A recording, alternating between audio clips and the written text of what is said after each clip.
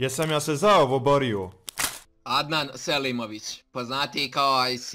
Ima 19 godina i dolazi iz Bosne i Hercegovine, tačnije iz Srebrenika.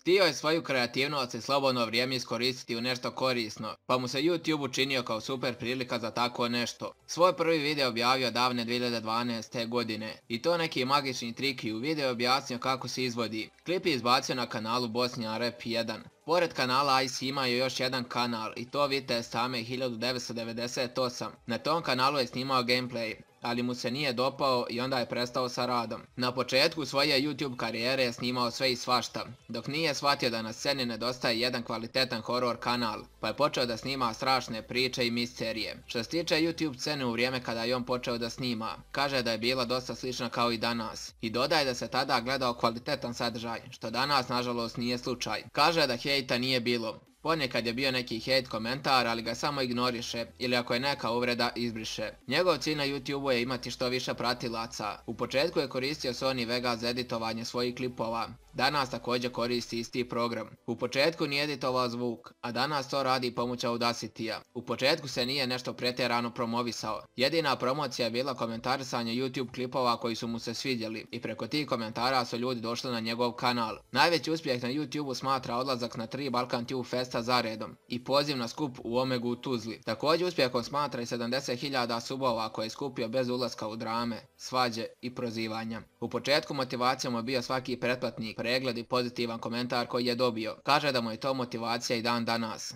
Što se tiče današnje YouTube scene, kaže da je kvalitetna. Pod scenom ne smatra samo kanale koji su u trendu. Kaže da je naša scena široka i da se može naći dosta kvalitetnih kanala koji ne dolaze baš do izražaja. Što se tiče broja pretplatnika na njegovom kanalu, kaže da je zadovoljan, ali se nada da će taj broj biti još veći u budućnosti. Što se tiče savjeta za YouTube početnike, poručuje da treba da snimaju ono što vole, treba da iskoriste maksimum iz svoje opreme i da izgrade neki novi stil po kome će biti prepoznatljivi.